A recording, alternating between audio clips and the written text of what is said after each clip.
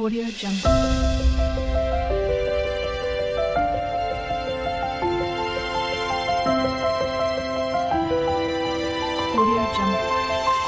Hello, কেমন আছো তোমরা সবাই? আশা করি তোমরা সবাই ভালো আছো। আমিও বেশ ভালোই আছি। শীতকাল এলেই মনে হয় একটু কোথাও ঘুরতে যাই, কিন্তু এত কাজের মাঝে অনেকদিন সময় বের করে ঠিক সম্ভব হয় না। তাই একদিনের ঘোরার জন্য একটি ভালো জায়গা হলো শান্তিনিকেতন। আমরা 5 জনে মিলে, মানে আমি, দাদা, বৌদি, কুতুলা আর একটা দাদা বৌদি, তো টোটাল 5 জনে মিলে বেরিয়ে পড়ি এই শান্তিনিকেতন যাবার উদ্দেশ্যে। প্রথমে আমরা শেওড়াফুলি স্টেশনে যাই, তো তারপরে আমরা গণদেবতা এক্সপ্রেসে মাত্র 2.5 ঘন্টা জার্নি করে চলে যাই এই শান্তিনিকেতন স্টেশনে। বিশেষ করে শান্তিনিকেতনে এই পৌষ মেলার জন্যই বেশি ভিড় হয়। তবে আমি যখন এর আগের বার গিয়েছিলাম তখন শুধুমাত্রই সোনাঝুরি হাটটা দেখেছিলাম, পৌষ মেলার সময় যাইনি, তো তাই আমরা এই মেলাটা দেখতে পাইনি। তবে আমি আমার এই ভিডিওতে 3টি জায়গাকে কভার করার চেষ্টা করেছি। তো শান্তিনিকেতন স্টেশনে নেমেই দেখতে পাবেন টোটো স্ট্যান্ড। সেই টোটো স্ট্যান্ডে এসে একটি টোটো ভাড়া করে নিতে হবে সারাদিনের জন্য। আমরা গিয়েছিলাম কঙ্কালীতলায়। এই শান্তিনিকেতনে আগেও এসেছি, কিন্তু এখন অনেক পরিবর্তন দেখতে পেয়েছি। তারপরে এটা দেখা আমরা কমপ্লিট করে চলে যাই ব্রেকফাস্ট করতে। আর এখানে ডেকোরেশনটা তো তোমরা দেখতেই পেলে, মারাত্মক সুন্দর। এখানে সমস্ত কিছুটা বেতের তৈরি, আর এর চেয়ার টেবিলগুলো ছিল বাঁশ বা তক্তা দিয়ে তৈরি। ব্রেকফাস্ট করা কমপ্লিট করে আমরা চলে যাই সোনাঝুরি হাটে। এখানে জিনিসপত্রগুলো তো সুন্দর দেখতেই, কিন্তু জিনিসপত্রের অনেক দাম। তবে দেখে কিনতে পারলে আশা করি আপনারা কেউ ঠকবেন না। অনেক মেলা দেখেছি, কিন্তু এই মেলাগুলো একদমই দেখে শেষ করা সম্ভব নয়। আর এখানকার গান নাচগুলো তো ছিল পুরো মনোমুগ্ধকর। হাট তখন সবে সবে বসছে, পুরোটাও বসা কমপ্লিট হয়নি।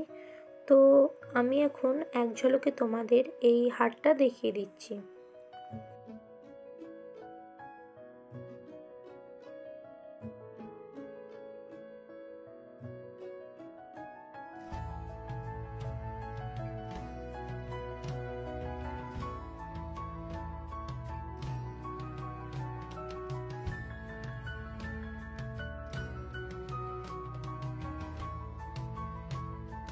এখানকার ভিউটা এত সুন্দর যে এই জায়গাটার মধ্যে দাঁড়িয়ে সবাই অনেক ফটো তুলছিল, আর আমরা অনেক ছবি তুলে নিয়েছি।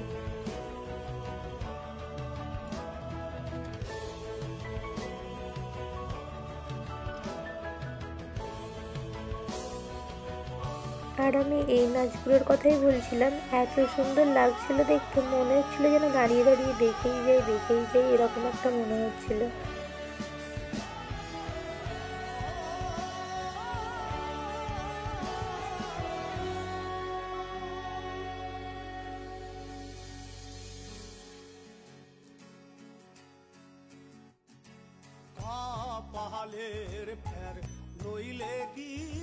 এখানে মাটির জিনিস বা বেতের জিনিসগুলো এত সুন্দরভাবে কারুকার্য করা, যেগুলো বলাই যাবে না। এমনি জামা কাপড়ের এমনি দাম আছে ঠিকই, কিন্তু বেতের জিনিস বলো বা এই জিনিসগুলো বেশি দাম। তো তারপরে আমরা দেখে নিয়েছিলাম একটা রাজবাড়ি, যেটা ঢোকার জন্য টিকিট নিয়েছিল মাত্র 10 টাকা। কিছুই নেই, রাজবাড়ি যেরকম হয় সেরকমই। এখন আমরা লাঞ্চ করার জন্য চলে এসেছি একটা রেস্টুরেন্ট, যার নাম হলো বনবিথি রেস্টুরেন্ট। এখানে বিখ্যাত একটা রেস্টুরেন্ট, যার বাইরের ভিউটা এরকম সুন্দর, আর রেস্টুরেন্টের ভিতরেও ডেকোরেশনটা বেশ ভালোই লেগেছিল। আর যদি বলা হয় এখানকার খাবার দাবার, সেটা তো অতুলনীয়। এখানকার খাবার দাবার নিয়ে যতটাই বলা যাবে ততটাই হয়তো কম বলা হবে, মানে এতটাই টেস্টি, সুস্বাদু এবং টাটকা খাবার দাবার ছিল। তো আমরা এগুলো অর্ডার করেছিলাম। আর এখানে ব্যবহারগুলো খুব সুন্দর ছিল, আর অনেক স্টাফ ছিল, যার জন্য খাবার আসতে একটু বেশি লেট হয়নি। তো তারপর আমরা খাওয়া দাওয়া কমপ্লিট করে বেরিয়ে পড়ি একটুখানি বাইরের দিকটা দেখার জন্য। এখানে কত সুন্দর খরগোশ ছিল, তারপর এক ধরনের মুরগি ছিল, পায়রা ছিল, এগুলো ছিল, যেগুলো দেখতে বেশ ভালোই লাগছিল। আর তারপর এখানে আমরা বেরিয়ে পড়েছি আসল মেলাটা দেখার উদ্দেশ্যে, অর্থাৎ শান্তিনিকেতনের বিখ্যাত পৌষ মেলা। এখানে এত লক্ষ লক্ষ মানুষের ভিড় যেটা মুখে প্রকাশ করা সম্ভবই নয়, তোমরা হয়তো দেখেই বুঝতে পারছো। আর এখানে হেঁটেই যাচ্ছি তো অবশেষে মেলার মাঠে চলে এলাম। কি না নেই এখানে এই মেলায়, এত বিশাল এলাকা নিয়ে এই মেলাটা বসেছে যা কিনা একদিনে দেখে পুরো একদিনে ঘুরে দেখা সম্ভব নয়। চলো এই মেলাটাও তোমাদেরকে আমি এক ঝলকে একটুখানি দেখিয়ে দিই।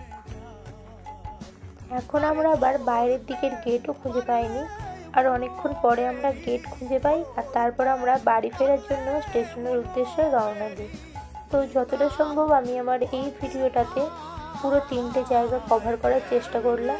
পুনরায় আমরা রাত 10টার মধ্যে আবার বাড়ি চলে আসি, আর আমি এখানেই আমার ভিডিওটা শেষ করছি। ভিডিওটা যদি তোমাদের ভালো লেগে থাকে তাহলে ভিডিওতে অবশ্যই একটা লাইক করবে, কমেন্ট করে জানাতে ভুলবে না ভিডিওটা কেমন লাগলো, আর ভিডিওটা পারলে শেয়ার করবেন। দেখা হচ্ছে এরকমই কোনো একটা ভালো ভিডিও, ততক্ষণের জন্য টাটা।